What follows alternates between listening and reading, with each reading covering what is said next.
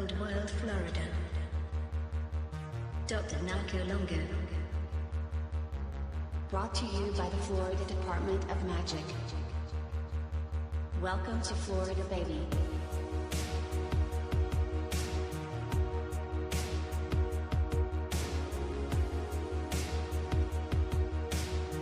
Florida is the original Garden of Eden.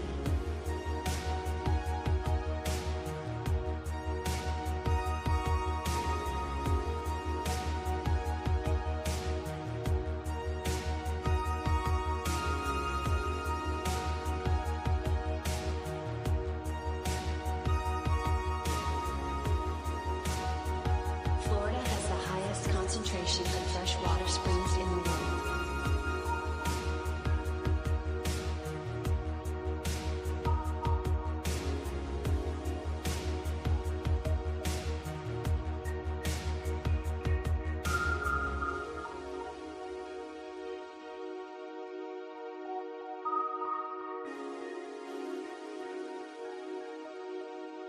Florida oranges are the golden apples of mythology.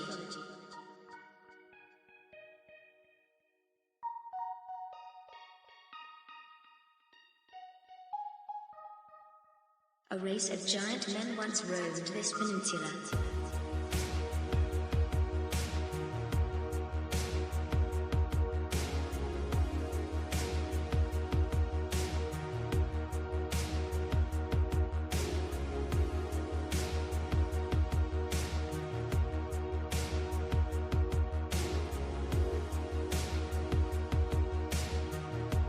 The Smithsonian can suck my balls.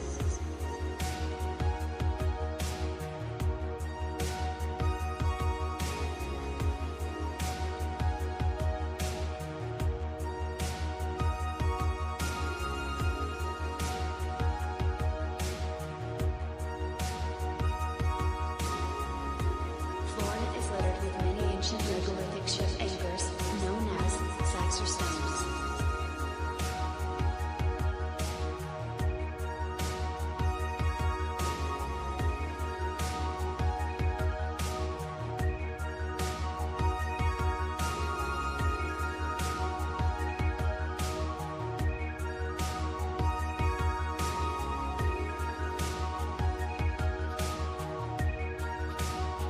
I'm bringing Saxon back.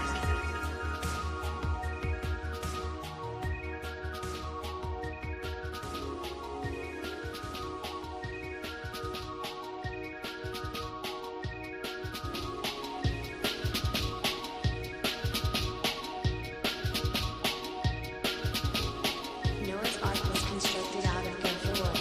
Gopher wood only grows one place in the world, Florida.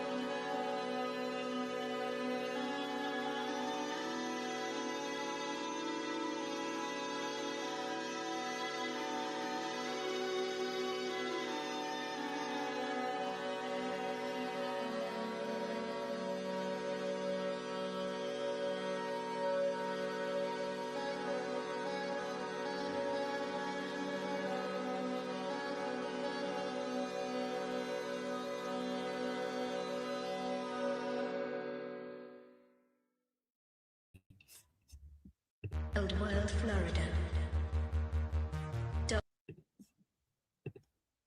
Yo, what's up, everyone? Happy Saturday. It's January 31st. I'm coming to you live from the Dancing Elephant Bookstore. And there we go, in our nice little place. And welcome to the casting couch. Have a seat. What was your name? Where are you from again? It doesn't matter. Not important. So we're going to be talking about William Shakespeare tonight. Okay. Now, lots of people like William Shakespeare. Lots of people revere his work and, give him all the credit that's due. But not many people talk about what I think is the most interesting side of Shakespeare. The fact that he was an avid astrologer. Okay. The fact that he, or at least used astrology in his plays. Okay, we don't know if he was an astronomer per se, but he seems to have been well versed in astrology, just in the explicit content of the plays. Lots of references to astrological events, eclipses, Mars or Venus rising or setting, over a battlefield or a wedding, things like that. But then beyond that, William Shakespeare actually using astrology to craft his characters. That's what we're really going to be digging into tonight. And we're going to be building on the work of a great researcher. Her name is Priscilla Costello. Priscilla Costello is an author. And I don't know where she's from originally, but she is a Florida legend. Okay. So she spends, I guess, part of her time in Palm Beach County. My brother and I have been trying to get a hold of her for a long time. Haven't had any luck yet, but we sell her book sometimes in our bookstore when we can get it. And yeah, that's the gist of tonight. William Shakespeare, astrology, but also his true identity. Now, that's going to come up because Priscilla Costello herself is, I don't know what's the word. She is of the opinion that William Shakespeare was somebody else. Okay? We're going to get into all that. But before we do, let's say what up to Merlin. How you doing, man? What up, man? I'm good. Hope you are. Hope you're feeling good. Hope the chat's feeling good. Like you were alluding to, tonight's episode is going to be a good one because a knowledge of astrology can really enhance your Shakespeare reading or enjoying experience big time because every play, there are so many different allusions to the stars. And if you really know your stuff, it just adds that extra level of depth that Shakespeare, like you said, was well familiar with. And if you're an audience of the casting couch, then now you will be familiar with. So it's going to be a good one tonight, guys. Mm-hmm. Yes. And I'm already seeing lots of good comments. I know lots of you guys are clued into the whole Pallas Athena rabbit hole. Edward de Vere, Francis Bacon. Those are going to be two big names we're going to be talking about a lot. Those are the most commonly proposed alternative identities for Christopher Columbus. Sorry, man. I've had my nose stuck in too much Columbus stuff recently. Okay. William Shakespeare. Freudian slip there. Let's see. All right. Let's say what up to everyone before we get started in the chat. Guys, drop an orange or a tangerine or something orange in the chat if you want us to say hi. And we'll try and shout everyone out. Yeah, already seeing some good comments, like I said. Here, this one.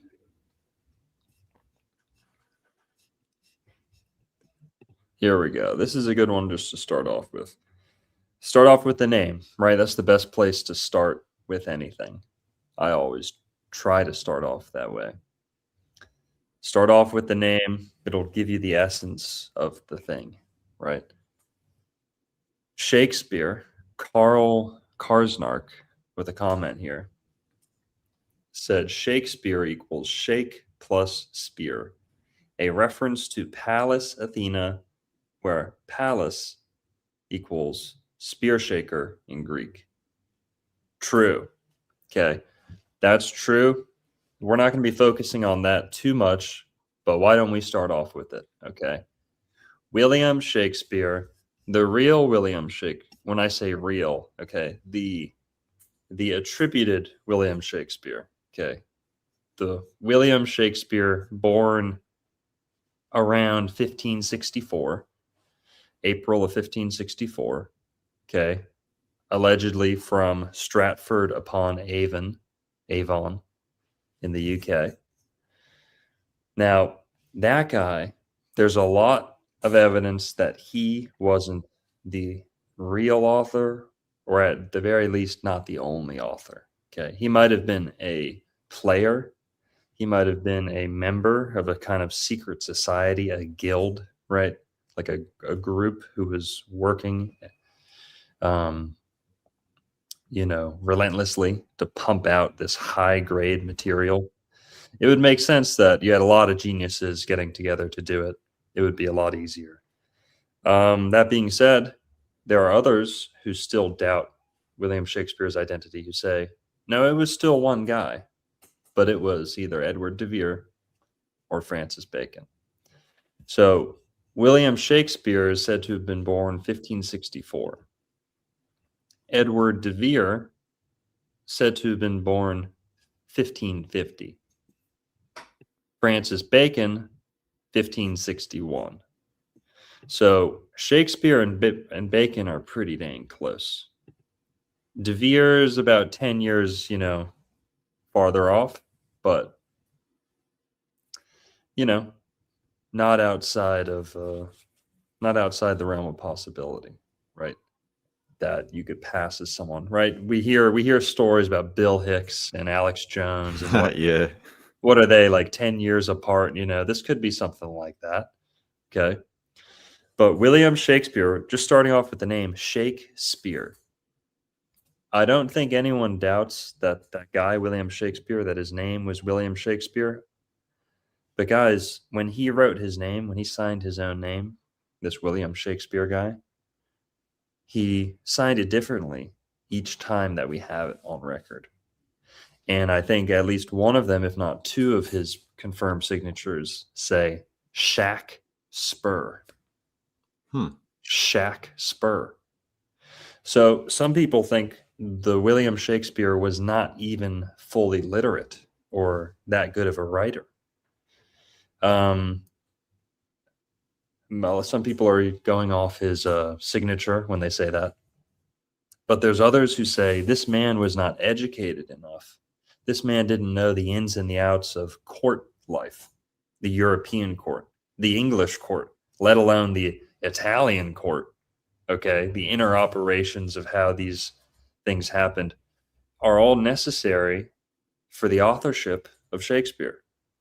You need to know, Shakespeare is writing from within the royal court. Or at least that's what a lot of experts have came away saying is the true William Shakespeare, or the William Shakespeare that is, accredited with all this work. He may not have been educated enough to have pulled this off. It would have been impressive to say the least. Okay. Whereas someone like de Vere or Bacon, and we're going to introduce you to them too, they spent plenty of time in court, in the royal court, hearing the queen speak, hearing different people, raising concerns, in front of the court, and the different languages necessary to kind of know what's going on. Bacon and De Vere were equipped to know that stuff. Highly, highly educated. Geniuses, statesmen, right? Shakespeare, on the other hand, kind of almost like the equivalent of like a Los Angeles kind of guy, like a Hollywood type of guy, maybe a little bit, not necessarily known for his genius, but more his connections. He knows the ins and the outs of kind of the theater, company, backstage, right? All that, the operation of a play. You want to? Oh, I mean, Marlon? it's just so interesting how, this was set up 400 years ago when these works were first thrust into the public zeitgeist. And here we are, centuries later, and they're still so relevant. And I know in Manly P. Hall's work, The Secret Teachings of All Ages, he asserts that there was no William Shakespeare. I don't think he comes out decisively on whether it's Francis Bacon or who's the other guy? I'm sorry, Eric DeVay? Not Eric DeVay. De Vere. De Vere, Edward De Vere. That's right, De Vere. But he says that there was no Shakespeare for sure.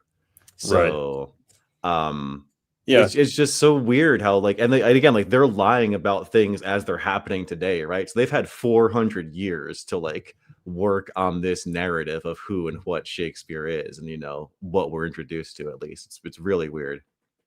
Mm-hmm. Yeah. So William Shakespeare, apparently there was a guy with the real name William Shakespeare, and he was involved in the theater industry, acting, all that. Whether they found him because he had the perfect name, just close enough to where he could take credit for all this stuff they were working on. Essentially, can you go back to Bacon? Yeah, sure. So that's Francis Bacon and Edward De Vere. The two most likely candidates, right? Alternatives for Shakespeare. Let's talk about the name since we're on that for a little. Shakespeare, the Pallas Athena, that's true. Okay. Pallas Athena, it's a version of the goddess Athena who is particularly geared towards wisdom and writers. Okay. People who think and reason and write and, have to be persuasive, right? That is Pallas Athena holding her spear, often with a helmet that is kind of, pulled off her head. Her visor's back on her helmet, or her helmet's halfway off so that she can see. And it's said that she would shake her spear, or that her statues in ancient Greece of Athena would have a spear, and they would often seem like they were being shaken, right? Or it would be like an optical illusion. People would think they saw Athena shake her spear. Some people would say it looked like that in the rain, or when water would, drip down, whatever. That the spear would glimmer, right, or seem to vibrate. But essentially, the thought was that. Do you have a picture of Pallas Athena? Could you pull that up? Yeah, give me one second. Just Google search it. Yeah. Pallas Athena. Thanks.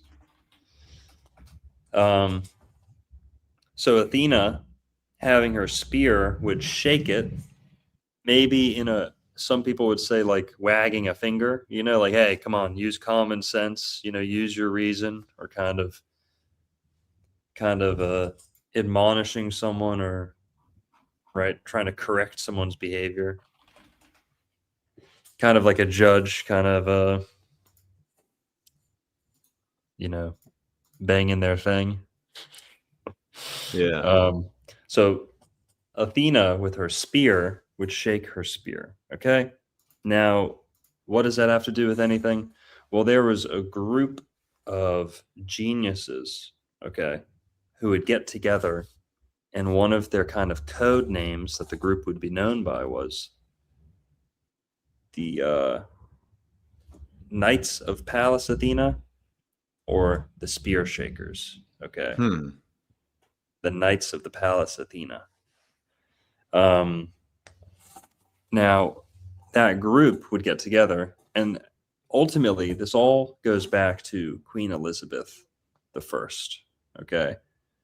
Queen Elizabeth the First started, in motion what would become the King James Version Bible. Okay. She was dead before it came out. They were still working on it. They had a lot more work to do. So it got switched over to King James's supervision, right? And some people will say, "Oh, King James started that himself. It had nothing to do with Queen Elizabeth." Yes and no. The body of work that was getting done under Queen Elizabeth got carried on. But yes, King James did call for his own, his own Version of the Bible. Yeah. So it ends up getting called King James. We almost got a Queen Elizabeth Bible, which would have been really cool. Now, Queen Elizabeth, she had astrologers. She had John Dee working for her. Okay. The famous John Dee, infamous John Dee, right? Who was a ceremonial magician, a master astrologer, mathematician, spoke a couple languages. And like I said, he practiced ceremonial magic, and he would speak to angels and demons. So he was working for Queen Elizabeth, and she was interested in astrology. He got her more interested in astrology. Now, allegedly, Queen Elizabeth is remembered. Can we look at Queen Elizabeth too? Yeah, please? for sure.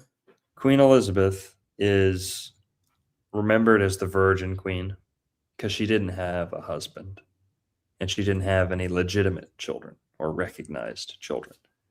Now, what's crazy is a lot of people think, not that many, but a lot.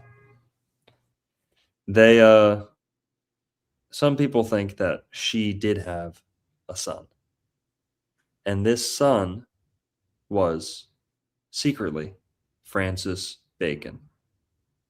And that Francis Bacon was raised by another family, okay, in disguise, right, as someone else, as Francis Bacon, but he was really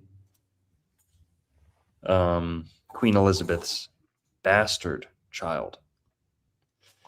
And I believe Robert Dudley, is that the guy? Was it the Who father?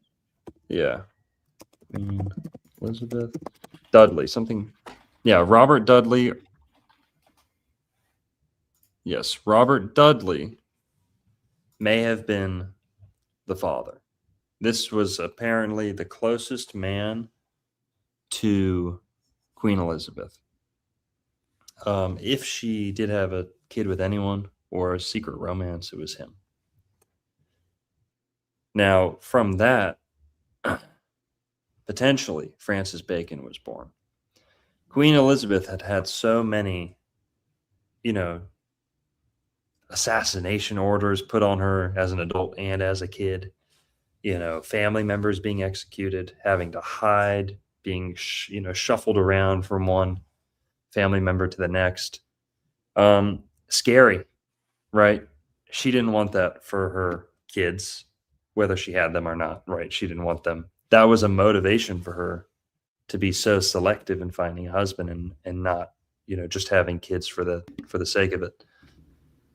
But if she did have a son from a secret romance with Mr. Dudley, she, according to this, narrative, according to this theory, chose to keep him far away, not too far, but outside of the royal, family, outside of the whole Game of Thrones, right?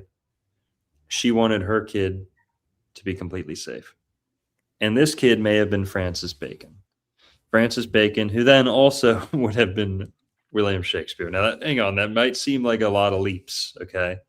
but there's a lot to it. Now, some people say Bacon had nothing to do with Shakespeare at all, that it was all a man by the name of De Vere. Okay. Edward De Vere. 17th Earl of Oxford, Edward De Vere. But let's talk about Shakespeare for a sec, too. William Shakespeare is known for a couple things, okay? Kind of revolutionizing English, but also a lot of dirty jokes, dick jokes.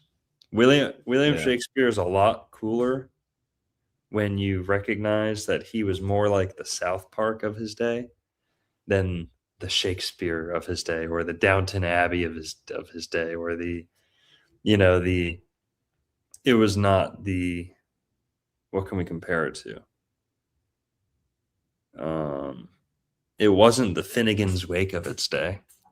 It wasn't the, it wasn't the most heady, most wordy, like that. William Shakespeare had a raunchiness to it. Okay. It was almost like rap music or punk rock a little bit.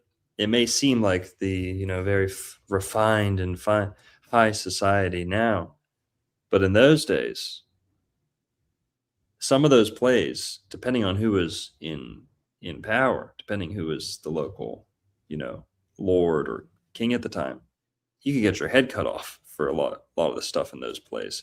Not just the political content, right? But also some of the jokes and some of the lewdness, okay? William Shakespeare's full of dick jokes. And when you realize it was like the South Park of its day, it becomes a lot more interesting, funny, easier to read, not grueling when you realize it's packed with jokes, packed with, dirty humor, gallows humor, Yeah. It's hilarious. So William Shakespeare, let's look back at the name real quick. Okay. Is there another meaning that we can find in William Shakespeare? Well, Willie is a sexual innuendo, or it's a nickname for the penis. Willie. Shakespeare. Okay. Man, how many men in America are just wasting their life shaking their spears all day, right? Don't let your mom catch you in your room shaking your spear, okay? Right? Shakespeare. That's an innuendo in itself, to shake the spear. That might seem like no, you just have a dirty mind, No, read some Shakespeare. Go ask the world's least horny Shakespeare expert. They'll tell you it's packed with dick jokes and sexual innuendo. There's whole books that have been written. You want to search that real quick? William Shakespeare sexual innuendo book, something like that. Let's take a look. Shakespeare's best dirty lines and innuendo. I mean, there's go to images. Yeah, let's take a look. Yeah. The sweet silvery sayings of Shakespeare on the softer sex. I mean, not so much the lewd stuff, but how he wrote about women. But you're totally right in that there is a lot of lewdness to Shakespeare. It's meant to have something for everybody. Like gallows humor is a perfect way to say it. And like you were mentioning earlier, Shakespeare really took paradigms and flipped them on their head. It's a lot of what he was known for. It's very cool stuff. And I love how you pointed out too, how Queen Elizabeth had her own court astrologer, and that's what's so cool, guys, right? Like, what are we doing here every week learning astrology? You can take it far. Every single great, Muslim caliphate, kings and queens throughout the ages, they all had their personal astrologers, and that's not an accident. Every truther has heard of the banker's, watch, his wristwatch with the planets on it, right? So JP Morgan. JP Morgan's wristwatch, right? Oh, the Pocket infamous watch. Pocket watch. Thank you. Pocket watch, yeah. So, it's like they take this stuff very seriously, and you could take it far. There's a lot of utility to astrology, and just the fact that people like Queen Elizabeth had court astrologers, Muslim caliphates having court astrologers completely lends credence to that. So let's see. Shakespeare sex, contemporary. Oh gosh, this is what talk about. So, spoiler alert for the chat. I have an English lit degree, and I wrote my thesis on Shakespeare. And my goodness, modern academia is plagued with something called queer theory, where they try to make every character gay.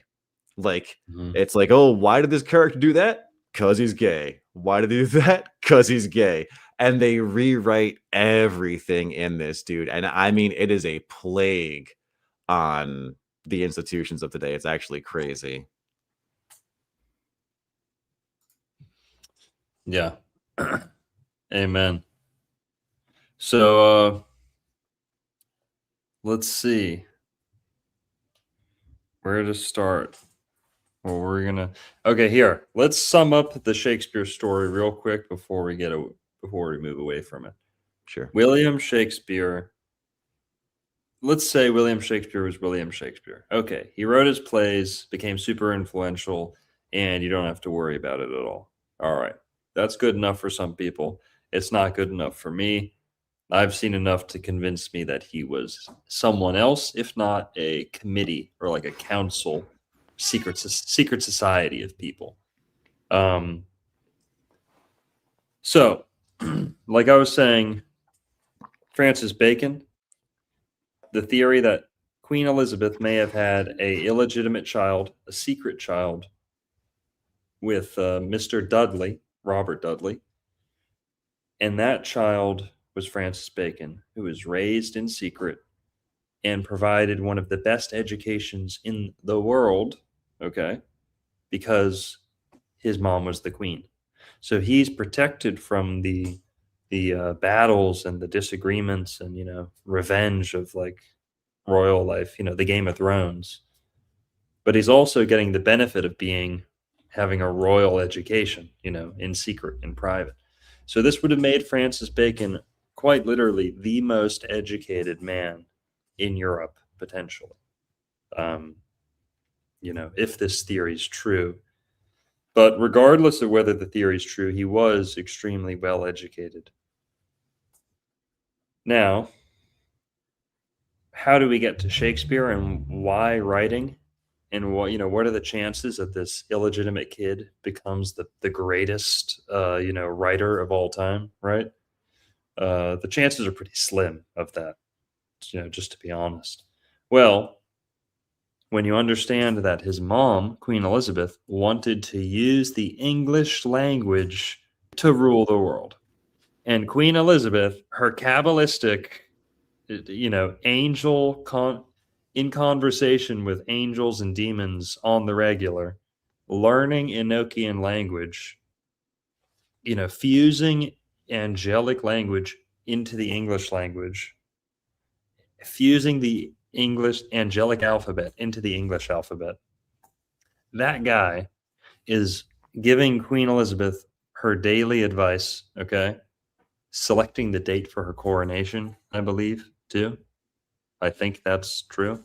Things like that, okay?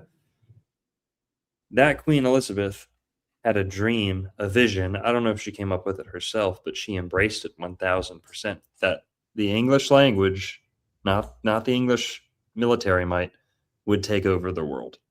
English dominating just through language.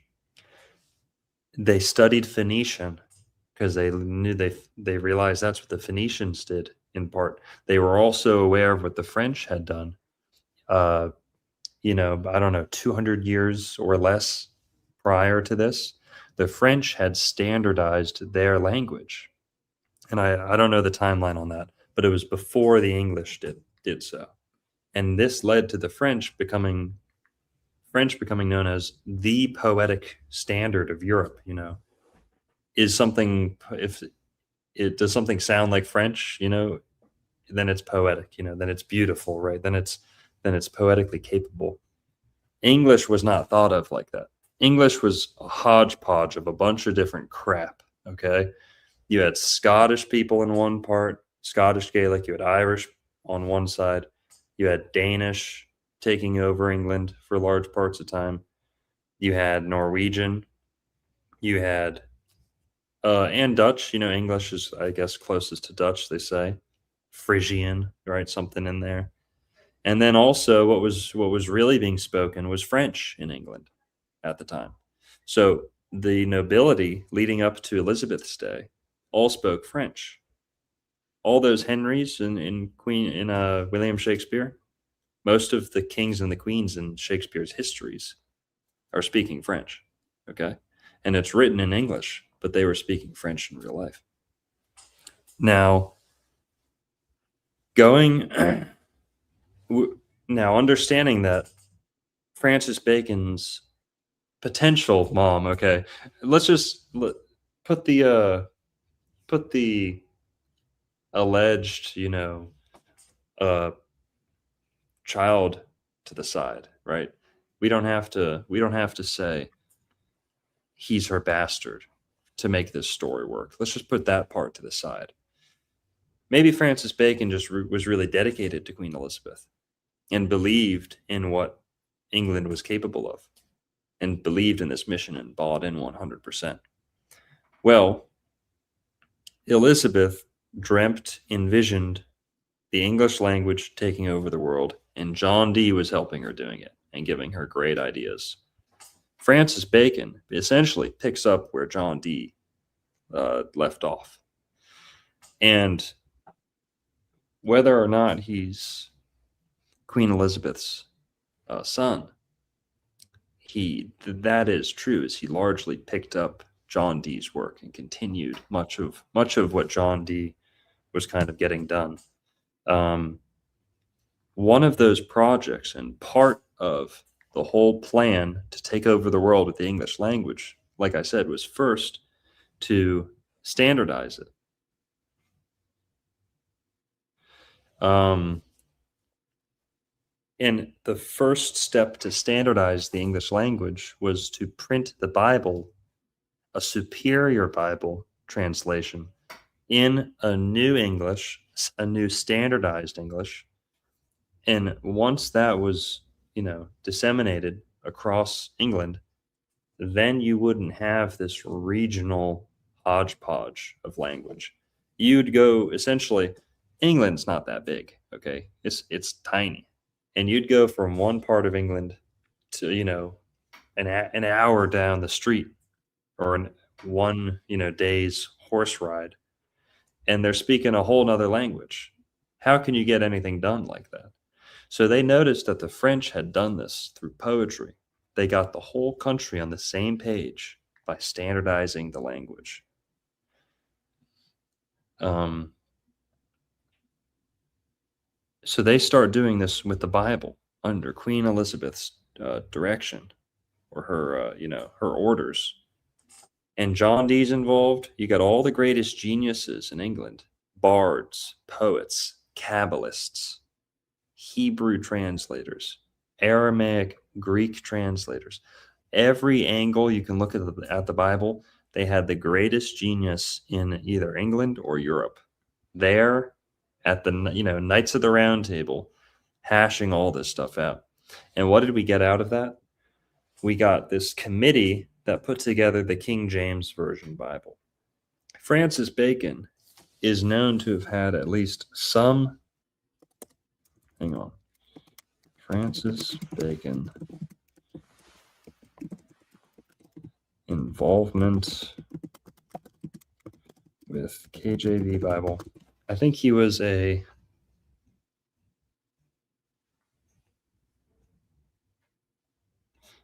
people say it's a theory. I don't know if it's a theory, okay? I don't know this. Let's run with it. Yeah, so Cold I'm trying to confirm. I'm not going to say it's cold hard fact because I don't know the history. But essentially, Francis Bacon is widely believed let's just say it like that, to have been involved in the drafting or the final cut, the final edition, or the initial drafting of what would become the King James Version Bible. Now, if that's true, we have Francis Bacon being involved in the King James Version Bible. Okay. Now, what happens when you get all those greatest geniuses in one room and they're stuck within the confines of the Bible, right? All these great geniuses, they're putting all this work into making the English Bible the best. But they're also pretty creative guys, and they're riffing.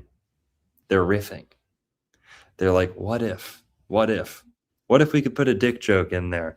What if we could do this? What if this or that?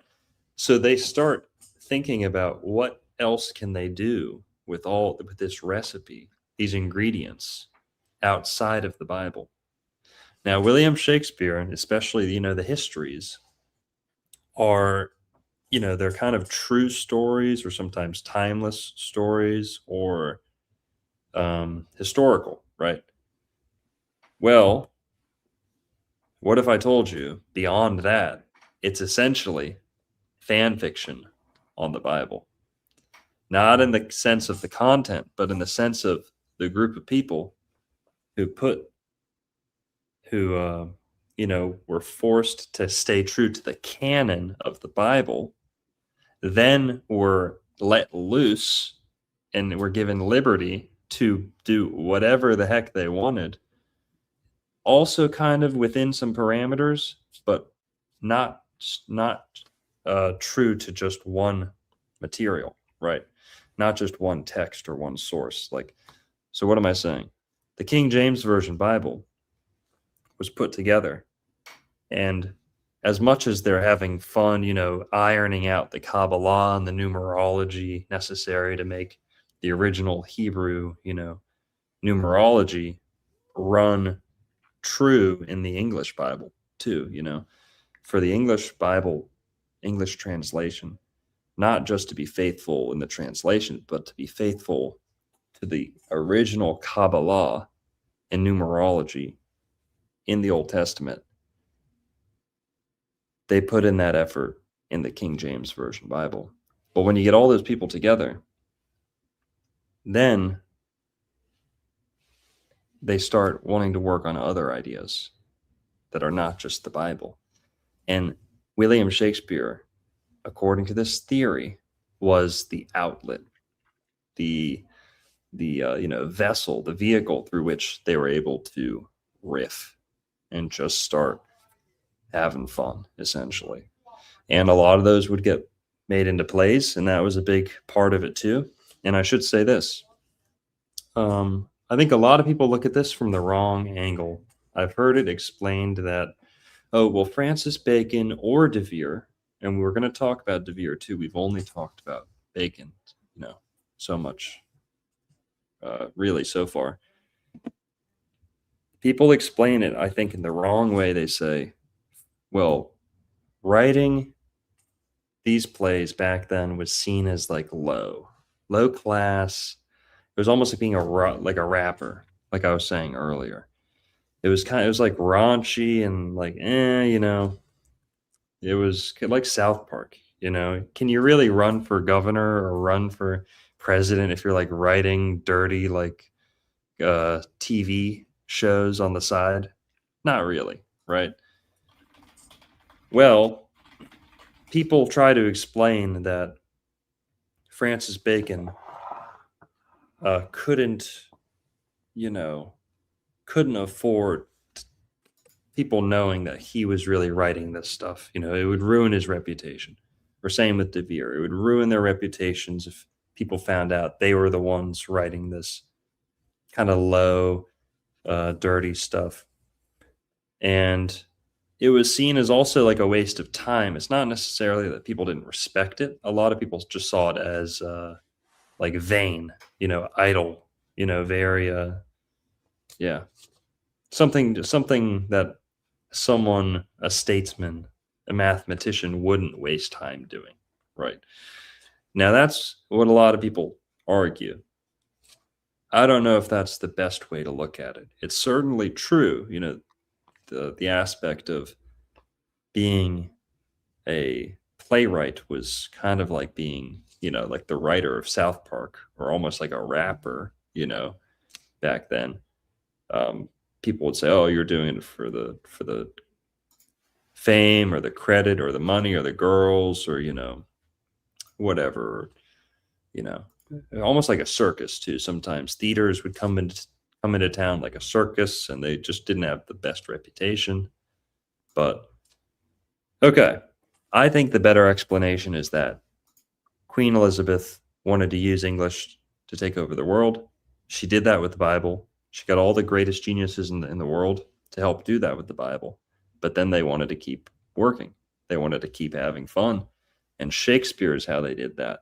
They got all these new ways to come up with poems, stories, sometimes staying true to the history, or true-ish, right? Using historical characters like all the King Henrys, King Richard, you name it. Real princes, too.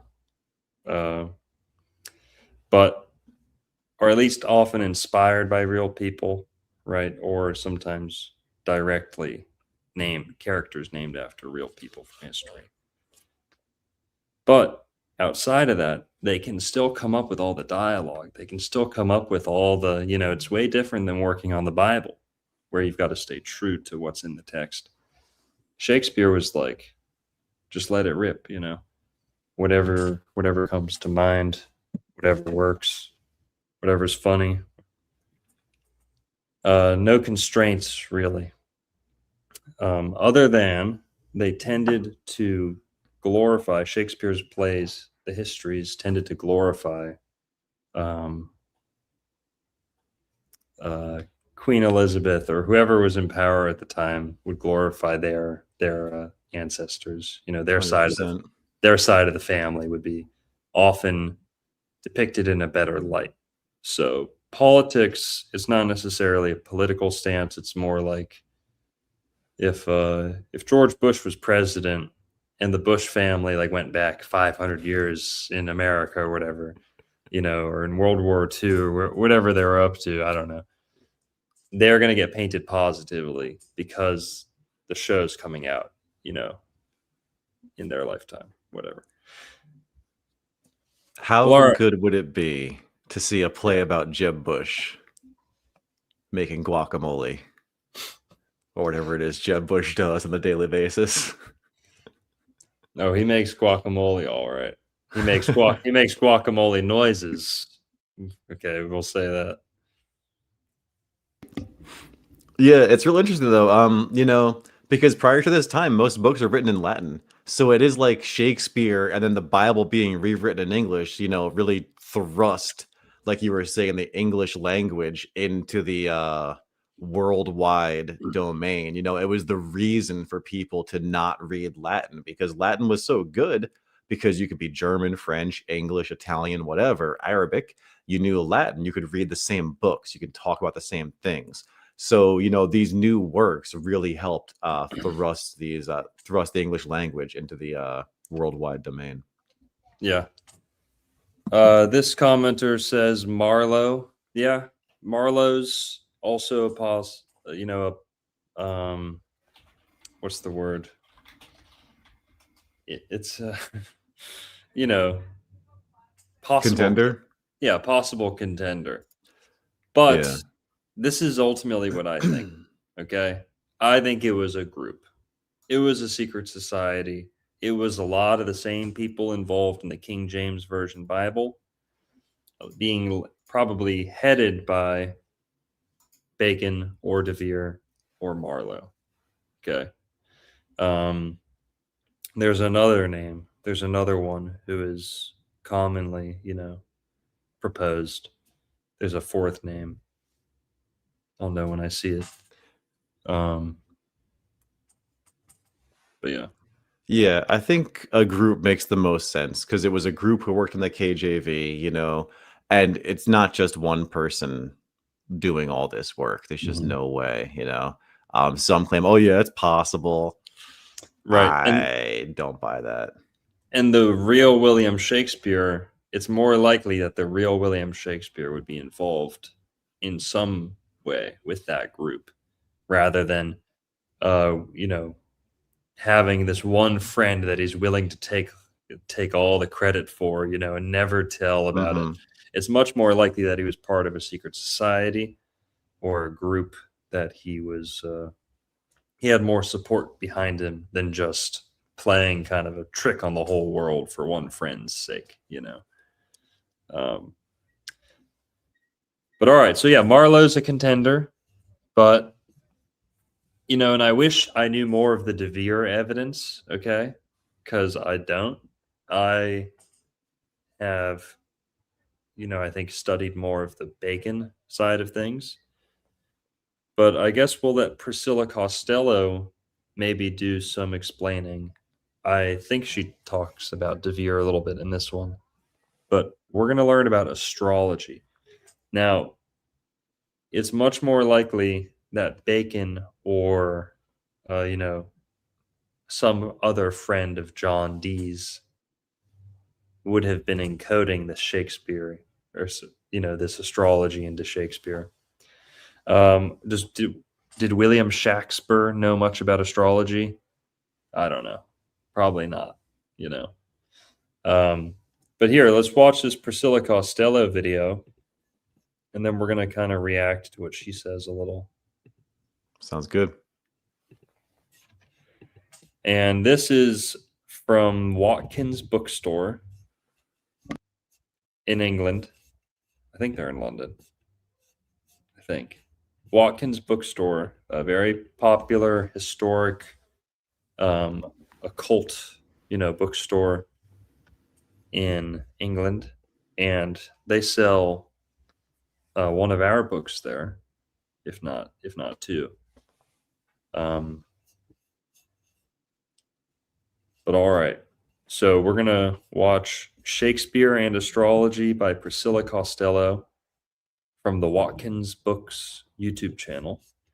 And for a long time, I've wanted to collab with her or, get an interview or something. But it's hard to get a hold of her. So, and we sell her books here. So I'm trying to support, and I hope, maybe this is a form of support. I think you guys will see this. You'll find this interesting and go try to buy her book, seek her out, tell her Old World Florida sent you, something like that, if you get a hold of her. But let's get into it. This is from the beginning. I think the audio only comes through one speaker, so just be careful of that if you're using headphones. All right.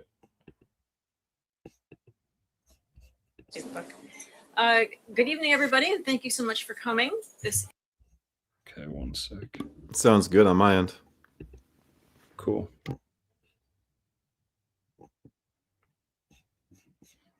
No custom slider. Oh, there it is. Okay, sweet. Is Thursday, June 6th, 2016, and I'm here at Watkins Bookstore in London, England, and it's just wonderful to be here. I fell into doing this book, and I don't know why I didn't do it sooner, because I spent over 30 years teaching Shakespeare's plays and over 30 years being a professional astrologer, and the two worlds were entirely separate. I was a teacher by day, and I was an astrologer by night. And sure, I noticed the references to the sun, the moon, the stars, the planets, comets, eclipses, and there are a few other more obscure references that are part of the astrological vocabulary. I noticed those in the play, but I seriously did not get how profoundly significant and intrinsic to the plays are the astrological symbols. Now, that's going to sound strange to a modern audience because in our day, pretty much astrology has been marginalized. It's fallen out of favor with the rise of the scientific paradigm, the materialist, mechanist paradigm. But I think one of the reasons that we're still so drawn to Shakespeare's plays is he's writing out of a worldview that is a holistic worldview that sees connections between nature, humanity, and the cosmos. And that's exactly what the language of astrology does. It links nature, humanity, and the cosmos.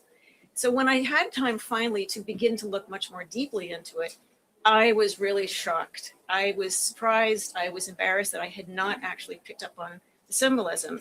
And I want to say there's 3 ways in which you can discover how significant that symbolism is to Shakespeare's plays. And the first is he uses it for poetic or sort of more decorative references. I mean, it's much lovelier to say as rules, commands, MCP servers, subagents, modes, hooks, tools. There's Shut your bitch one of the ass up. characters at the end of Love's Labour's Lost says, it's the French princess. If you know the play, you know, these 4 young men have said, we're not going to have anything to do with women for an entire year. And of course, immediately 4 lovely French princesses show up. And the French princesses basically show how foolish the young men's desires were because they immediately break their promises. And at the end, they're unmasked as being suitors to each of the 4 princesses. And so the French prince, the main French princess, says to King Ferdinand and his lords at the end of the play that they have to spend a year in a hermitage. But here's the way poetically that Shakespeare says this. They're staying until the 12 celestial signs have brought about the annual reckoning. I mean, it's just a prettier way to say that than to say, wait for an entire year.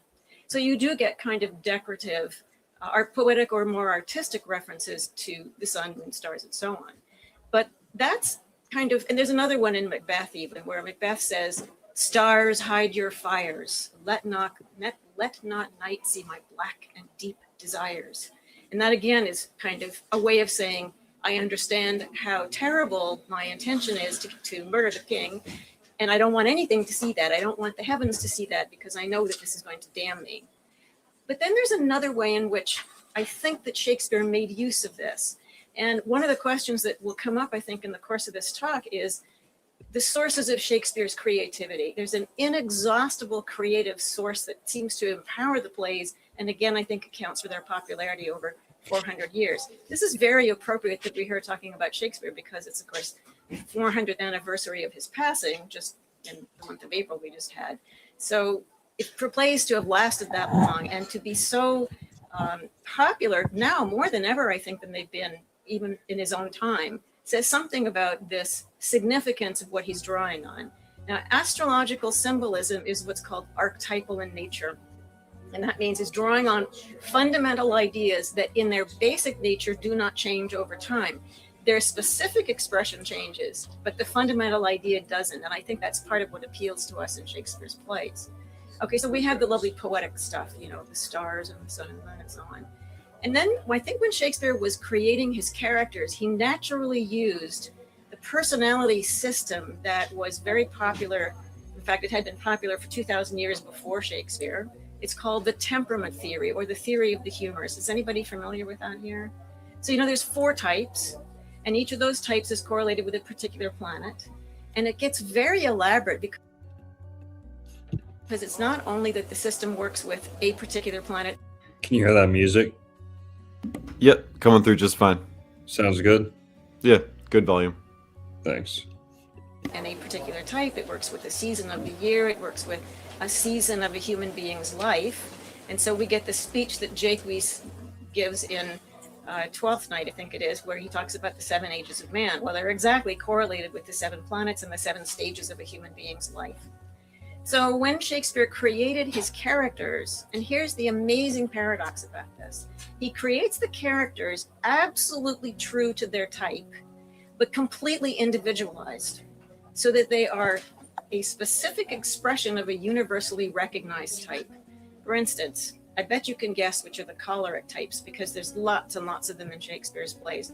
Choleric types are really useful because they're the angry people. They're the ones who stir up conflict.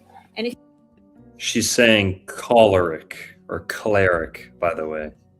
Choleric, meaning like cholera or like anger or bitterness or aggression, you know, agitation, hot-headed people, choleric. Yep. you don't have conflict in a play, you don't have any juice to keep the plot going. So you get a character like Tybalt, who is angry every single time he comes onto the stage during Romeo and Juliet. He's always looking to pick a fight. I hate hell as I hate Montagues as I hate hell on Montagues in the Magna line, but you get the idea. And even at the Capulets' party, which is a social occasion, it's ruled by Venus. It should not be a disrupted event. Tybalt recognizes that it's Romeo behind the mask, and he so wants to attack him at the party, and it takes all of old Capulet's strength to rein Tybalt in, who, of course, stomps off and says, "You haven't seen the last of me," and he creates trouble at the end of the play. Another really easily recognizable choleric type is Hotspur, if you know Hotspur in Henry IV, Part 1. And he's exactly that type. He's always angry, and he's, in fact, has an incredible scene where he attacks and demeans the wizard Glendower. And of course, Glendower is a magician. It would seem to be very foolish of Hotspur to attack a magician and tell him that he doesn't believe in him at all.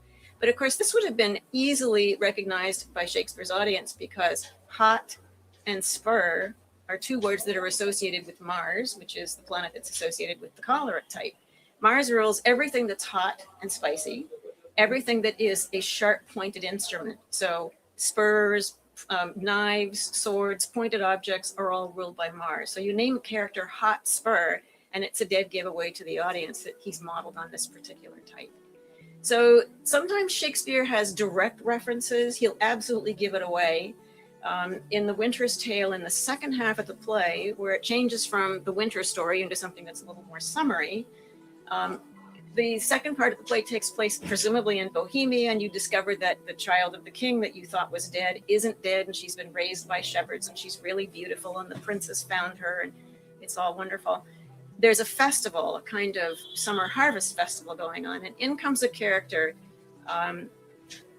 who identifies himself as being littered under Mercury. And what he's trying to tell everybody is he's a thief. And that would have been very easily recognized by Shakespeare's audience because Mercury had a number of different rulerships, a number of things that it was associated with. And one of those things was thievery, because mercurial types were thought to have very good hand-arm coordination and to be very quick. And so they could be quick in picking things up. And he is. He's very quick at picking up things as he goes around during the festival, and he's stealing everybody's things out of their pockets. He's basically a pickpocket. Then there's other plays. The horrible play, Titus Andronicus. Has anybody seen Titus Andronicus? Julie Taymor did a wonderful movie of that, starring Sir Anthony Hopkins as Titus Andronicus, but it's filled with horrors. It's the only play that Shakespeare did that appears to be modeled on what are called Senecan tragedies, which are just full of blood and gore. I mean, you have rape in that play, and you have the poor daughter of Titus has her tongue cut out and her hands cut off so that she can't identify her rapists. And at the end, Titus gets his vengeance by cutting up the rapist and putting it into a stew and serving it to the mother. So it's a really horrible play, but I've seen a wonderful version of it done at the Shakespeare Globe Theatre. At the very beginning, when Tamora, who is the captured queen of the Moors, comes in, and she has a lover who happens to be also a Moor. And the Moor says to her, "Venus may govern your desires where Saturn governs mine." And that's absolutely true to her type. She's a seductress, and she manages to convince the king that she's quite happy at having been captured and she'll marry him, but really she wants to plan revenge. And it is the Moor, Aaron the Moor, who plans the vengeance that comes on Titus. So he's definitely a Saturnian type. So you get the idea that the characters are very true to their type. And in each of the plays, you will find characters whose type suits that particular play. And this is the thing that I discovered that I believe is unique. I don't think anybody else has done this. And that is, I really began to see that so many of the plays are keyed to a particular sign and its zodiacal ruler. That opens up the meaning of the play because you begin to understand the philosophical and spiritual wisdom that Shakespeare has embodied in that symbolism and what he's trying to convey through the play. For instance, I just actually saw a performance of Midsummer Night's Dream at the Globe Theatre this afternoon, and the opening lines are given by Theseus and Hippolyta. Theseus has just basically overcome Hippolyta. He's defeated her in war, and now he's going to marry her, and they come in, but they're talking about their wedding. And his lines are all about the new moon. "Now, fair Hippolyta, Our nuptial hour draws on apace. 4 happy days bring in another moon.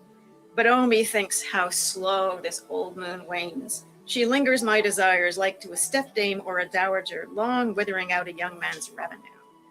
Well, what that really means is, and Shakespeare's audience would have known this too, you never get married on an old moon. You don't get married on a waning moon. And because they didn't really have telescopes at the time that Shakespeare was writing, the rural traditions had always been that the new moon was the time when you first actually saw just the sliver of the new moon. Now, we actually had a new moon last weekend on June. What was it?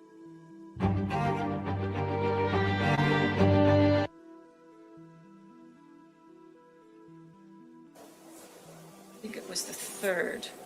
And so you wouldn't have seen the moon at all because the moon is in the dark. But by 3 or 4 days after that, you would start to see just a little sliver of the moon. And then, of course, 7 days after the new moon, you'll see half of it. 2 weeks later, you'll see the full moon. Another week after that, you'll see the waning quarter moon. And then there'll be a new moon, and the moon goes into invisibility. So you'd never start a wedding. You wouldn't have a wedding at the time of the old moon when it was a waning moon. And Hippolyta knows that, and so she says, 4 days will quickly steep themselves in night, 4 nights will quickly dream away the time, and then the moon, like to a silver bow, new bent in heaven, shall behold the night of our solemnities.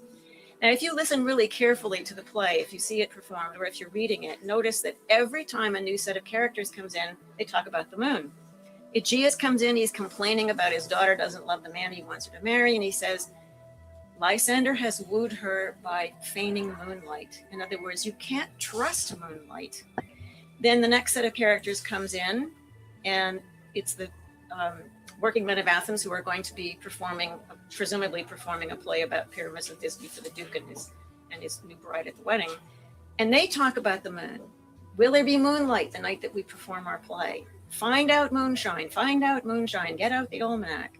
The first time the fairies appear and Oberon and Titania confront each other, and they're, of course, having a conflict over this little child, the first thing that Oberon says to Titania is, ill met by moonlight, proud Titania. Now, this is not just decorative. This shows you that the entire play is really set kind of in the key of moon symbolism. And this would have been important because the moon was the preeminent symbol of change and impermanence. And that's exactly what you get in the course of the play. You get this hysterically funny middle part of the play where all the lovers are changing who they love at a moment's notice. Now, mind you, it's presumably because Puck is putting the juice of this particular flower into the eyes of the lovers. And of course, there's this really particularly funny part where Demetrius leaps up after having this juice put in his eyes and immediately switches his allegiance, his love, from Hermia to Helena. And then he tries to argue that it's reason that made him do it. And I think what Shakespeare's really doing is making fun of our belief that we think we're really in charge of our emotions when most of our actions are driven by our emotions. There's a number of different changes in the play that show you that, in fact, this was the ancient classical belief about the moon and about life under the moon or under the moon's sphere, that because it was constantly changing, it would be best to have a very, I'm going to say, wise, almost stoic attitude to these changes and take a little step back and then observe what's going on, take charge of your emotions, and realize that this is something that is characteristic of human life and you shouldn't be quite so attached to all of this. And, you know, the Buddhists say that this is a realm of suffering. That's some of the ways that the first Buddhist truth is translated. But what that really means is this is a realm of change. And if you get attached to any one thing, because everything keeps changing, you will be unhappy if you keep trying to have things the way they were. And so Shakespeare shows us over and over again in this play, in a sense, how silly it is to be attached to things because you know that they're going to change. Now, the wonderful thing that he does in this play is he manages to get everybody matched up correctly at the end. So we have 3 wonderful weddings at the very end of the play. And it's at night. All of the action of the play takes place at night. Of course, it would have to be night or everybody wouldn't be talking about moonlight all the time. But it's a little strange because Theseus and Hippolyta talk about it's the time of a coming new moon. But the rude mechanicals talk about the fact that, yes, there's going to be full moonshine. We can see ourselves when we perform this play in the forest. And so you begin to realize that Shakespeare's playing with our kind of perception of determination around time. So you begin to realize that there's nothing that you can assume is fixed in this play, not even the time of the setting. There's more to it, but I will leave you to read whatever else I have to say in here. And if you're interested, I can say a little more later. Ask me about it. Whoops. Every time I hold my book up, I manage to cover up something that I'm not supposed to cover up. So I have to get used to showing this so that you can read the title. In this book, I've drawn on 6 of Shakespeare's most, I would say, best known, maybe most recognized plays. Midsummer Night's Dream is the first one that's keyed to the moon. But then I cover Romeo and Juliet. I cover The Merchant of Venice. I cover Macbeth. I cover The Tempest. And I cover King Lear. And the reason that I do in that order is that each of those plays is keyed to the planets in their Ptolemaic order as we see them viewed from an Earth perspective. Moon, Mercury, Venus, Mars, Jupiter, and Saturn. Now, of course, what Shakespeare leaves out is the sun. There's not any one particular play that is just keyed to the sun. I suppose you could say all the history plays are keyed to the sun because they're all about leadership and about kingship and who is suited for the kingship, who is most like the king, who discharges his duties most like a king. Now, there's more to the importance of the sun because the sun is really kind of at the center of the system. And the sun is, we know the sun, everything revolves around the sun, but they still believed that the sun was kind of the center of the system. In the worldview of Shakespeare's time, it was extremely important that you maintain kind of the order of the system. And you'll see a lot in Shakespeare's plays where individuals attempt to disrupt the order is where disaster comes. It's disastrous for nature, it's disastrous for the human realm, and it's disastrous for the political realm. So in Macbeth, for instance, almost the moment after Duncan is killed, the 2 lords come in the next morning and they talk about how Duncan's forces have eaten each other. And they talk about how there's been almost like an eclipse and it should be daytime, but it isn't, it's still night. In other words, all of nature becomes disrupted because there has been an inappropriate attempt from one level of the hierarchy to move to the next level of the hierarchy. You know, Macbeth might have been acclaimed as king because after all, he saves the country from both internal civil war and external attack. But of course, Duncan kind of, you wonder why he did this. Right after the battle, he names his son as the heir to the throne. And at the time in Scotland, when your kid is hurting and there's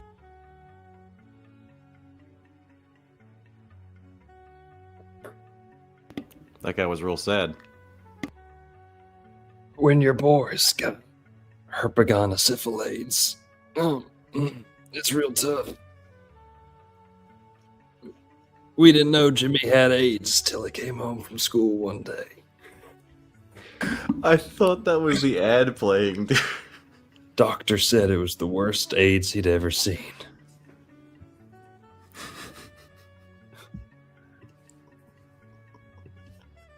from father to son, it was by acclaim. So this is a little odd, and I think that's part of what spurs Macbeth to illegitimately take power and suffer the consequences. So there's a moral dimension that's woven into the symbolism. We can see, in a sense, what Shakespeare's recommending is the right way to do things, the wrong way to do things. Often the heroes will get in trouble because there's a crucial point at which they reject love. Hamlet gets into trouble because there's a crucial moment when he rejects Ophelia. And once he's cut himself off from love in his life, he's basically set adrift. Now, Hamlet's a very interesting character type because he is a classic tragic melancholic, for those of you who know anything about melancholia, which is the second of the types I mentioned, the choleric type, and I'll say something about the melancholic type. Both the ancients and through the medieval period and into the Renaissance, people were fascinated by the melancholy. Hey, I love women, okay? I love when women are good at talking and have good things to say, okay? And if Saturn is important in your birth chart, what she's saying right now about the melancholic type is probably important to you because Saturn rules melancholy. And she's talking about Hamlet, and she's completely correct on all this. This is good stuff, man. Type. The melancholic type is key to Saturn in the sign Capricorn. And if you know anything about contemporary astrology, you'll know that Saturn is considered an extremely difficult planet, brings immense challenges, difficulties, delays, obstacles, things get in the way. But ultimately, you're supposed to get some sort of success if you persevere, or there is, I guess the best way to put it is there's some sort of payoff at the end, although it may not be exactly what you're hoping for. So Hamlet is a typical melancholic because all the details that he gives you when he comes on stage absolutely say to the Elizabethan audience, I'm a melancholic. He says, his mother asks him how he is. And his response is, "'Tis not alone my inky cloak," which means he's wearing black. And I'll bet you've never seen a production of Hamlet in which he was not wearing black the entire time. And probably most everybody else in the play was wearing black. And probably a whole lot of the background set were black. And a lot of things in the play take place at night, so it's definitely black. Mother, nor customary suits of solemn black, nor windy suspiration of forced breath. In other words, he's sighing quite a lot. Nor the fruitful river in the eye. He has tears over his father's death. Nor the dejected havior of the visage. He goes around looking very unhappy. Together with all forms, moods, shows of grief. And grief was the emotion that was particularly associated with Saturn that can denote me truly. So right away, the audience says, okay, we know he's melancholic, and melancholics were deep thinkers, quite profound thinkers. Unfortunately, to the point sometimes of disillusionment with life altogether, and sometimes to the point where they might even consider committing suicide. And that's, of course, what Hamlet has to think about. And he's, that great soliloquy, to be or not to be, is a classic melancholic's questioning of how is it worth it to even live? Why should I stay alive? The melancholic type probably in our day would be correlated to some extent with a bipolar type, because melancholics were also thought to be capable of incredible excitement, impulsive actions, maybe even kind of mania. And we see that when he kind of makes an impulsive mistake and kills Polonius behind the tapestry and thinking that it's the king. So melancholics being an earth sign, a Capricorn is an earth sign, Saturn's associated with an earth sign, were somewhat disinclined to take action. And of course, that's the thing everybody always talks about in terms of Hamlet is, why doesn't he just go out and kill the king for heaven's sake, get it over with? But there's a really wonderful critic, and I would recommend this book. It's John Vivian, and some of his books have been reprinted recently. And one of them, he has a very fascinating argument, because every critic I've read always gets caught up in this business about why doesn't Hamlet just go kill Claudius and get it over with? And what John Vivian says is Hamlet is caught at a point in the culture where he wants to get away from the old revenge type of tragedy where it was blood for blood.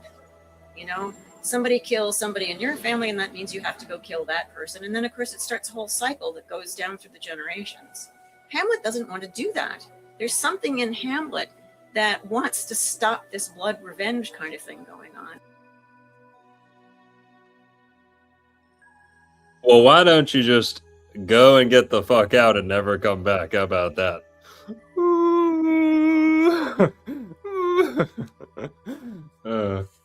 All right, Kat. Bye-bye. See ya. Don't come back. Yeah, these ads, this is getting ridiculous. Yeah, okay. Shut up. And that's part of the reason why he hesitates. It isn't just that he can't take a move, he can't have an action and go do what he's supposed to be charged to do by the ghost of his father. So knowing something about melancholia and knowing something about Saturn really illuminates that play. The most Saturnian play of all, I actually think, is King Lear. And that's because Lear ends up being stripped of absolutely everything. He gives away his throne, basically. He gives his lands to two of his daughters. He gets rid of one daughter. He ends up being upset because the daughters deprive him of all of his retinue. And so he ends up going out into the storm. And at one point, he even takes his clothes off practically. So he now has no home, no family, no friends, and he's out in this terrible storm. That's the most dramatic depiction of Saturn stripping away that you'll see in any play ever, I think. Right? Okay, so knowing something about Shakespeare's use of astrological symbolism illuminates the plays in ways that we, I think, have not thought of before. And not only does it illuminate the plays, but it also makes us think very much about the sources of creativity. People always talk about Shakespeare as one of the great creative geniuses. And yes, there had to be a consciousness that created these plays that was an astute observer of human nature, was extremely well educated and well versed in classical literature and philosophy, knew languages because a lot of the stories were untranslated and came out of French or Italian sources, but also knew something about the rich Western philosophical and esoteric tradition and chose to use astrological symbolism to convey his ideas. But he did it in such a way that they are, in a funny way, garmented, which is why I say in the title of my book, these are hidden keys. They're hidden to us now. I think they would have been clearer, especially to the educated of Shakespeare's time. But I think some of what he's doing in the plays is intentionally garmented because it's more powerful when it's received subliminally into our consciousnesses as we watch the plays. So I hope that you're intrigued enough by what I've said about the hidden keys to understanding Shakespeare's plays that you will be interested to pursue this. Do you have any questions, comments? Like me to say planets. Jake Weiss talks about the 7 ages of man. We have 7 chakras in the body system. And if you know anything about Eastern, well, it's, I think, more Eastern religion and philosophy that talks about the chakra system, although it's much better known here in the West. You know, those chakras are correlated also with the planets. And the idea is, and this may be in Caroline Mace's work, I'm not that familiar with her work, but I've been told that it's got something to do with that, that there is an awakening of the chakras as you deal with those particular energies. So it is like a series of initiations. And I really wonder, because I do view Shakespeare as a transmitter of the Western esoteric tradition, the Western wisdom tradition. I wonder whether there are specific spiritual lessons that are embodied in each of these planetary archetypes and into the particular plays that are keyed to them. Now, if you would like to pursue the alchemical part of it, in the appendix in my book, I talk about how King Lear may be an alchemical allegory. And the person who did the book on that, if you're interested, is Charles Nicholl. And he did a book called The Chemical Theater. And half of that is an explanation of what alchemy really was, alchemical symbolism, alchemical tradition, something about alchemy historically. And then he looks at King Lear and he interprets it as an alchemical allegory very convincingly. So I've included a little bit in there because the 3 particular esoteric studies that constitute the Western wisdom tradition are astrology, magic, and alchemy. And alchemy comes directly out of astrology because the metals are correlated with the planets. This is the wonderful thing about astrological symbolism is it is, actually a friend of mine in Toronto says, astrology is the most magnificent, gigantic filing system. It's like a filing cabinet because absolutely everything is associated with everything else. Yep. That's Giordano Bruno. I don't know if he said something, but he knew something. Knew that astrology was like the best filing cabinet system of association, right? And Giordano Bruno used that to unlock memory, right? And what you could use memory, what you could do with your memory, right? How much you could cram in there, mnemonic devices and things like that. But astrology was another key aid in kind of remembering things better too. And by associating things with other things, you make the leaps from certain ideas to other ideas a lot easier, right? More connected. Yeah, like she mentioned, the eternal, unchanging archetypes. They all go back to astrology. Mm-hmm. And that's why I think I used the word holistic earlier, because this perspective on the world, the astrological perspective that was actually included in a much larger religio-philosophical system or a model, let's say, about the world, is one that is connected. If it had a particular keyword to it, it would be interconnectedness. Everything is connected to everything else. And that, I think, is part of the appeal of the system, because I think there is an intuition in all of us that really everything really is connected. We're seeing that in terms of ecology and the environmental movement these days. I certainly wonder whether the mechanist materialist perspective has, hit a dead end. It's come to a brick wall partly because of the damage that's being done to the environment, because of the impact on human beings as a result of it. And I think that makes this worldview worthy of reconsideration, that there must be some holistic worldview, and the practical demonstration of the interconnectedness is through astrological symbolism. Does that make sense? Yeah. Shakespeare got his knowledge of astrology. He destroyed Adolf Hitler. Whenever Boo. Boo. $4,000 question. Because what you have to try to figure out is, see, there's three levels of society that I think we have to look at here. And one is, even the groundlings knew something about astrology, because even if they were illiterate, they probably were familiar with rural traditions about planting and farming by lunar cycles. They would certainly have known something about medical tradition, because all the medical diagnosis was done according to whatever temperament type you were, and that was correlated with the planets. And then they have a middle class, and the middle class is buying almanacs. One of the really significant things is just the century before Shakespeare is the bringing of the printing press to Europe. And the first things that would get printed, okay, so they printed the Bible, but there were actually more almanacs printed than there were copies of the Bible. And people did almanacs every single year. And the almanacs would tell you, what specific astrological configurations were coming up for the year, would tell you something about the eclipses. And the writers would often make prognostications about what was coming for the rest of the year. So some of that vocabulary for people who were literate, they would have gotten that through the almanacs.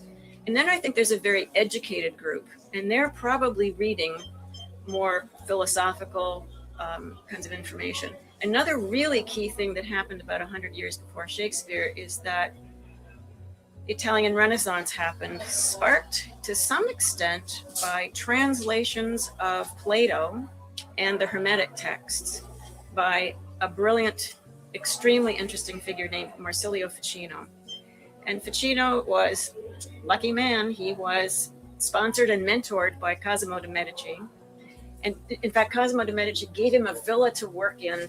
I'm waiting for somebody to give me a villa to work in. And he was hired to do the translations because Cosimo wanted to start up Platonic Academy in Florence.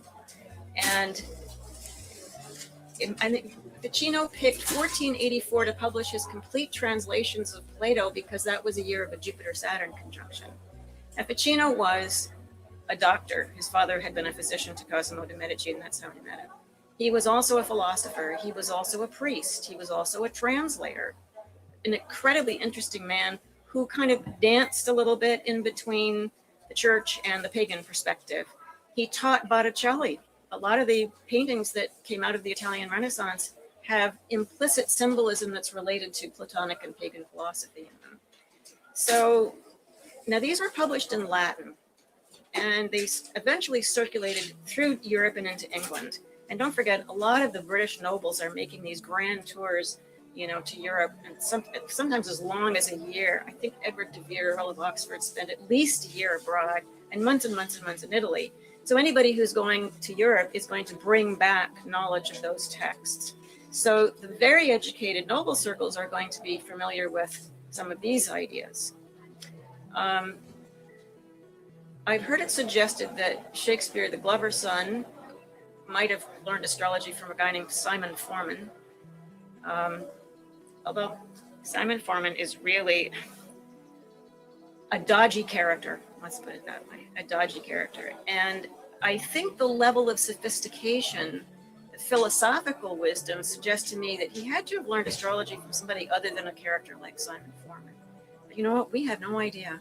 There's not a shred, nothing in Shakespeare's handwriting. He didn't leave a book. He didn't leave a manuscript. He left nothing behind for us to try to determine what some of the... Is it possible he knew John Dee?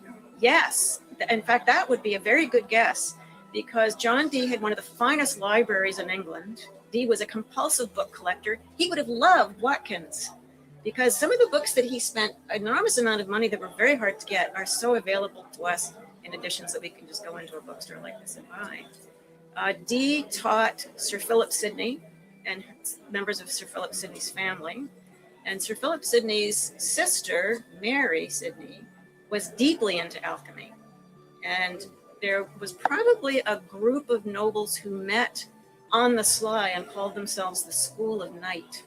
There's one reference in Shakespeare's plays to the School of Night. And And so we think that they were meeting on the sly because, this is a very difficult time in British history, because not that long before Shakespeare's time, Henry had broken with the Catholic Church and started the Anglican Church, but there was still a huge amount of conflict between the Catholics and the Anglicans, and the throne had flip-flopped between, Henry, who was Anglican, and then it went to his son, and then it went to Mary, Queen of Scots, who was Catholic, and then it went to Elizabeth, who chewed her fingernails practically to the quick because she was under such tension to try to hold the country together under a number of different onslaughts, some of them political, but some of them religious. Does that answer your question? Let me how this started. I began back in about 2006.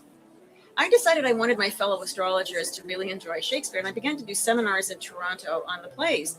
And then I would take groups to see the plays at Stratford in Ontario. There's a really wonderful theater company that specializes in Shakespeare. It does other things as well. It does musicals, it does other plays, but really it does a lot of Shakespeare. And the first play that we went to see was Romeo and Juliet, and that's the one that tipped me off, because I began to look at it and I thought, why is there a character named Mercutio? Because Mercutio is so perfectly Mercury in action. He's a talker. He blathers and blathers and blathers. I mean, the Queen Mab speech is a lovely speech, but he goes on for lines and lines and lines. He's just kind of making it up imaginatively. And finally, Romeo says, "Peace, Mercutio, be still." And then Mercutio goes on for another few lines. And I thought, Mercury. And then I realized that the nurse was the female version of Mercury because she's another blabber.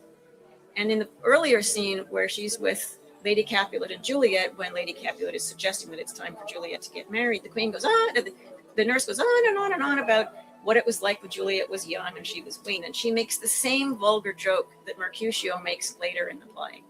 So I thought there are two versions of the same thing, a feminine version of Mercury and a masculine version of Mercury. And that's when I started to look at the whole play to see, in fact, if this was mercurial symbolism. So I had to make a choice. Was this a play that was keyed to Virgo, which is ruled by Mercury, or was it keyed to Gemini, which is also ruled by Mercury?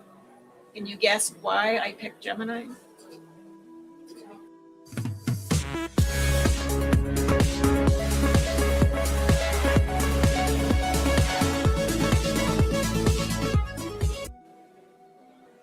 Think of what's the symbol for Gemini? What does it look like? It's two pillars. And so we have a play with two names of the two lovers, which is not the case for many of the plays. It's the only time in Shakespeare we have two sets of parents, both of whom are there. We have polarities. Shakespeare uses the language that's called oxymorons, and Romeo talks about, heavy lightness and the sun and the moon, and he puts all the contraries together in his speech, and so does Juliet. And I began to see a pattern of polarities through the entire play. And I thought, oh my goodness, this is really a play about language. It's a play about communication. It's a play about miscommunication. Romeo would never have gone to the Capulet's ball if it hadn't been that his servant stops him in the street because he's illiterate. And he says, read this letter for me because I can't read it. And that's when they find out that there's a ball going on, and it's a masked ball. And they go to it. And that, of course, starts the whole sequence of events when Romeo and Juliet meet. Now, another really wonderful thing is, I don't know if you've noticed this, at the moment when Romeo and Juliet meet and they begin to speak to each other, their lines create a perfect sonnet. And in fact, they start to create a second perfect sonnet, and they're interrupted, which I think prefigures the fact that this beautiful meeting, not just of bodies, but of souls. It's a soul recognition that they really belong together because they literally make beautiful poetry together. We talk about people who, create beautiful poetry together. They literally do that on stage. And if you hear the lines, you realize that they've just immediately fallen into a sympathetic rapport with each other. There's a number of other details. So once I got that, I thought, oh, I wonder if this is true of the other plays. A year later, I was having lunch with the only lawyer client who stuck with me. I've only had two clients who were lawyers in my entire career. And one of them was so terrified at somebody finding out that he'd come to see an astrologer that he never said a single word on the recording. And I never saw him again when he left. But the second lawyer is an entertainment lawyer. And entertainment lawyers are different people, a different type of person. This is a man used to working with artists, creating contracts for them, helping them find agents and publishers and so on. And I happened to be having lunch with him, and I said, this is what I'm doing, Aaron. And And, I'm taking these groups to see the plays. And out of the clear blue, he said to me, I think there's a book in that. And that's what started me on a journey to actually write a book and pull it all together. Now, it's one of those things, everybody says this, if I had known how long this would take and how much research had to go into this and how much expense and how much hard work and how much passion and dedication, it basically consumed my life for about 7 or 8 years. It's one of those things where you think, gee, if I'd known from the beginning, I wouldn't have done it. But the truth of the matter is, it was absolutely the perfect thing that came at the right time. And even my astrological transits were absolutely perfection with this particular project. Nobody ever seen this before. Yeah. Well, one of the reasons I think is the literary critics don't know astrology. That's probably the most important reason. The second reason is, astrology pretty much died out in Europe during 1700s, 1800s, started to come back maybe late 1800s with the Theosophical Society. And by the way, it was England that kept so much of the astrological tradition alive. It was kept alive by people who were doing almanacs and that sort of thing, but it did keep the tradition alive. And finally, I would say probably starting, I'm going to guess around the 1930s, 1940s, a little earlier than that, some of the classical scholars had begun to write about astrology, but they were quite dismissive of it. It was sort of like, how could those cultures have thought about using astrology? What were those Romans thinking of? What were those Greeks thinking of? What were those Hellenistic Alexandrians thinking of? But with the work of Dame Frances Yates, who was doing her work out of the Warburg Institute here, D.P. Walker, a number of other people since then, many scholars have now, and especially in the last, I would have said 50 years, but I think there's been even a bigger turning point the last 15 or 20 years, are now becoming much more sympathetic in their researches about the importance of astrology culturally and in some cases politically. Because all the Roman emperors had astrologers. The popes had astrologers. There was even a pope who was an astrologer. All the crowned heads of Europe had astrologers. They still do. They just don't let on. A story was told to me that this comes from, I don't really know, there was a prime minister in Canada named Pierre Trudeau, and his son is now the prime minister of Canada. There was a big deal made about that because they've never had a son of a previous prime minister become prime minister. Pierre Trudeau is a very, very smart man, very highly educated. And the story came from his chauffeur to a friend of mine who was an astrologer to me. And apparently when Pierre Trudeau went to Mexico for a meeting with the Mexican president said, would you like to have a meeting with my private astrologer? And Trudeau said, no, I do my own charts. Surprised all of us in a way, but it didn't surprise all of us. So, we know Princess Diana consulted astrologers. I'm sure that a whole lot of them are consulting astrologers. Or they want to find out about birth charts of the babies when the babies show up. What kind of future do we see for the children? So, but the scholars have changed their view as well. And maybe they'll be more sympathetic. And especially if people begin to realize how fundamental astrology is to Shakespeare's works, and he's so esteemed. I think what we might find out is that there is a really, I was going to say valid, but it's not just that it's valid. There's a profound significance of, maybe validity is the right word here, to the astrological worldview in the way that it sees how everything is connected. Anybody here read quantum physics lately? The quantum physicists have been finding out the same things the astrologers have been saying, like, once things are connected, they're connected forever. It's called entanglement. It's really interconnectedness, which is the same principle of astrology. Any other questions? Astrology is an archetypal language, which means it's valid, it's universal, it's valid at any time in history. Whatever contemporary psychological language is being used is going to be interpretable through the symbolism. So, I talked about the moon as being the key to A Midsummer Night's Dream. Well, what happens, the forest is the symbol of the unconscious. We would say that in the 20th and 21st centuries. And of course, when the lovers go into the forest, all of their civilized, kind of veneers get stripped away, and all the anger and the resentment and the tension that's kind of been there in the friendships, especially between the two women, really comes out. And it's brilliantly presented. If you've seen Julie Taymor's film on Midsummer Night's Dream, and if you haven't, try to see it. It's absolutely wonderful. that's exactly what she has the young lovers do in the forest. They progressively take their clothes off until they're down to their undergarments. But it makes sense because it's right along with the text where you start to see all of the submerged resentments come up. Brilliantly done.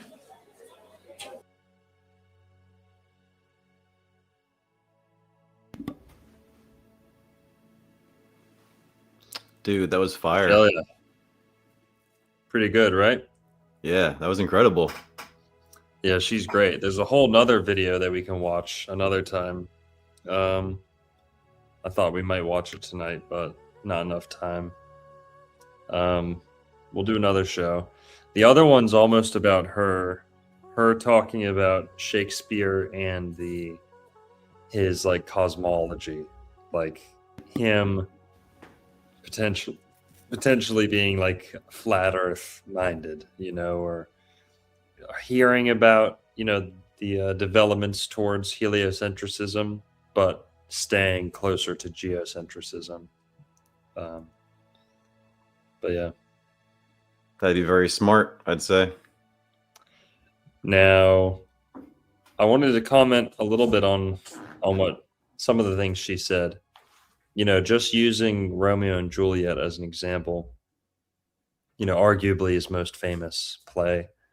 And that's also arguably because it's the most thinly facaded or the most thinly disguised, right? Or the least, kind of the most, least subtle, right? It's the most obvious. Mercury, Mercutio, right? That one clue kind of reveals the whole model that they use. Here, let me go open the door. One sec. Sure. Yeah, so Mercury, Mercutio, you know, Romeo and Juliet, guys, is very obvious. Like she was saying, Tybalt, you know, Ty for tyranny for Mars, you know, tyrant, Tybalt, tumultuous, all very martial words that are going on there with Tybalt. Did you want to go through the rest of the characters there, good doctor? Yes. So I've got a slideshow pulled up if you want that. all right, let's do Some it. biz. Let's do it. So she talks about Mercutio and she talks about Tybalt. Well, Mercutio is very mercurial, like she said. He's very articulate, you know, lots of limericks and like, you know, he won't shut up, right? And then also just his eloquence, it's a little bit catty. He's kind of almost gossipy or teases, and you know, the way this is it's giving the impression of androgyny. It's giving an impression of he talks and acts a little bit like a girl or kind of in between the genders, you know, very articulate, lots of words, but there's clues that he's kind of a little bit effeminate, right? A little bit effeminate. You know, think about this, like big, brutal, masculine guys aren't, you know, shooting ideas out like, you know, very fast. Someone's masculine and kind of calm and, you know, tough, or even they're not really quick firing like that, you know? So when we're talking about Mercutio, he's also kind of hermaphroditic. He's kind of, you know, Hermes is also Mercury. Being in between the genders is another Mercury theme. So he's in between the genders. Oh, And- someone commented earlier. They said Mercury has a snake spear. Good little play on words there. So Mercutio's mercurial. So he's Mercury. Okay. Now Tybalt. Why Tybalt? What does that have to do with Mars? Well, using Old English or kind of Germanic gods, Mars is Tyr, or tire, tier, or two. Tier, two. Okay? That's TYR, like we say tyrant, tirade, tired, terrible, things like that. That is tier, or two. Tuesdays, Mars Day, Martes. So it's Tybalt, Mars. Now, I don't think she mentioned Benvolio. Benvolio is the Jupiterian one. Benvolio means benevolent. Okay, benevolent. Right. So Benvolio, he gives good advice. He's kind-hearted.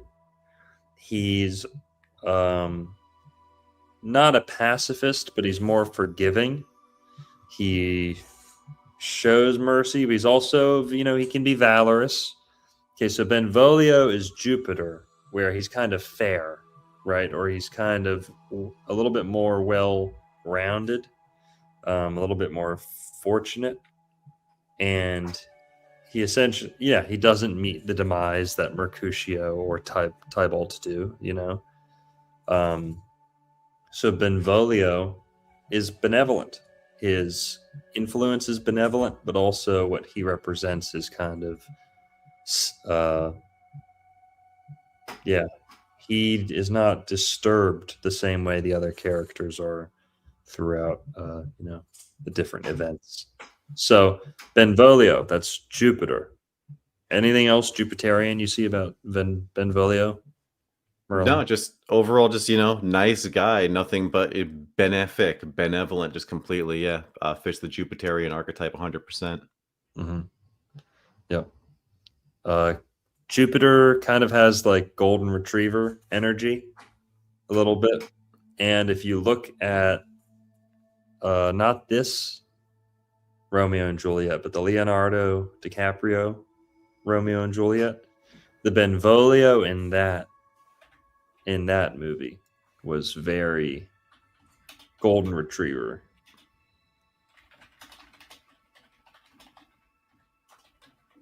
Let's see if we can pull it up. Yeah, that guy. Yeah, this guy. Oh, dude. Yeah, very super Jupiterian. Yeah. Super Jupiterian. Big face. A little bit oafish almost, Too oafish for a real Jupiter, honestly. Yeah. Yeah. But okay, so that's Benvolio. Now, who else do we have in there? We've got Lord Montague next. Well, Cap and Montague, Capulet and Montague are both kind of Capricornian or Saturnian. These are like the mafias or like the big businesses or the big families. The authority. They're institutions. Yeah. That's very Saturnian. But yeah. He's even wearing a chain right there. Very Saturnian. He's dressed in black right there. Very Saturnian. Yeah. And Tybalt, wonderfully dressed in red. Like, looks very martial right there. That one's a great soundtrack, and Mercutio's very flamboyant. Interesting. Yep. Hi, Gabby. Good point. Okay. Who else? From Romeo and Juliet, that's it. I think next up we got our boy Hamlet. Okay, yeah. Hamlet is Saturnine. Completely. Okay. Melancholic, revenge-filled, not letting things go, black, goth, you name it. Yeah. It's great. The this is the famous to be or not to be speech. That's what Hamlet has in it. And it's about authenticity, because Hamlet, the whole play is about how much Hamlet loves his dad, and yet he can't bring himself to get his revenge. He can't bring himself, even though he knows beyond a shadow of a doubt that he is literally divinely ordained to get revenge on his father. he can't do it. Like we heard Priscilla Costello mention. Yeah, Branagh is a bit old for Hamlet here, but dude, the Kenneth Branagh Shakespeare films are the best Shakespeare films, dude. Kenneth Branagh is the Shakespearean goat of film. My maybe not so humble opinion. But dude, like his Othello, his Hamlet, so many others are so good. He's the best Iago, dude. I got that one up next. We'll talk about that in a bit. But yeah, you know, Hamlet, it's like to be or not to be is about being authentic. He's like older. He's like older than his mom in this this movie. He's like, Mom, I'm so emo, Mom. But he's like older than us, bro. Yeah. He's like it's very anachronistic, 100%. But yeah, it's a play of authenticity, you know. And look at that, like that just shows, like, talk about a melancholic Saturn, right? Like the whole nation is celebrating his mom's marriage to his uncle. It's all red and white and celebratory, and then there's Hamlet dressed in black, just refusing to be anything but Saturnine. So a complete adherence to the archetype with Hamlet, and absolutely the best Shakespeare play. Yeah. All right, keep going on. All right. After Hamlet, we got Horatio. He is the mercurial type in Hamlet. He is learned. He's the schoolboy. And again, this Horatio is way too old in this one too. But in the play Hamlet, Horatio is the schoolboy, and just completely fits the Mercury archetype. You know, when at the beginning of the play, right, there's a ghost haunting the castle. And these two guards like, hey, Mercutio, you're a really smart guy. How about you come here and you use your wits, all your fancy school learning, and tell us whether or not this ghost is legit. And Horatio's like, holy shit, this ghost is really legit. So, you know, and he totally fits that play. And then Hamlet has one of the best lines when he says, after he speaks to his father's ghost, and then Horatio and the boys come up and meet Hamlet in the woods. Hamlet says to Horatio, he says, Horatio, there are more things in heaven and earth than are dreamt of in your philosophies. And that goes back to what Priscilla Costello was talking about, how like astrology has been maligned thanks to the Theosophical Society, as she mentioned, because they fucking suck. But like in modern, like thanks to science, the cult of scientism, really, right? The cult of scientism is why astrology has been so maligned today, because everyone's, oh, I'm too smart for the stars, man. I'm too smart. Don't you know that's just a gas giant? Don't you know that all those different lights in the sky, they're just like the sun? Even though that's not the case at all, right? But everyone's so smart that they, will completely negate the oldest, most holy of sciences, astrology. And just, it's so sad. Like, how she was talking about in that video, man, when she was just talking about the lunar phases and how, the moon's invisible at the new moon. It's a crescent right after the new moon. And then the half and the full, then the waning. And it's like, everyone is so sanitized from the divinity of what the stars and the luminaries really are. Like it's weird. It's like, I shouldn't feel pity because I shouldn't feel like pride, you know what I mean, over like this kind of thing. But I really feel bad for people who are so astrologically illiterate that they don't get the majesty of it, like just looking at the moon, it's like the simplest of things are lost on most people, like we talk about Polaris and the Big Dipper and the connection between those things all the time. But it's like just those simple things are so lost on people who are not astrologically literate. I'll land it there. But yeah, Horatio is the mercurial type. And then Iago from Othello. Are you familiar? You want to talk about Iago at all? Or? Mm-hmm. Yeah, we're not going to have time. Oh, okay. We got to wrap it up. Yeah, to finish all these. But maybe we'll do another Shakespeare episode. But yeah, guys, we both love Shakespeare. Like Merlin said, he's an English teacher.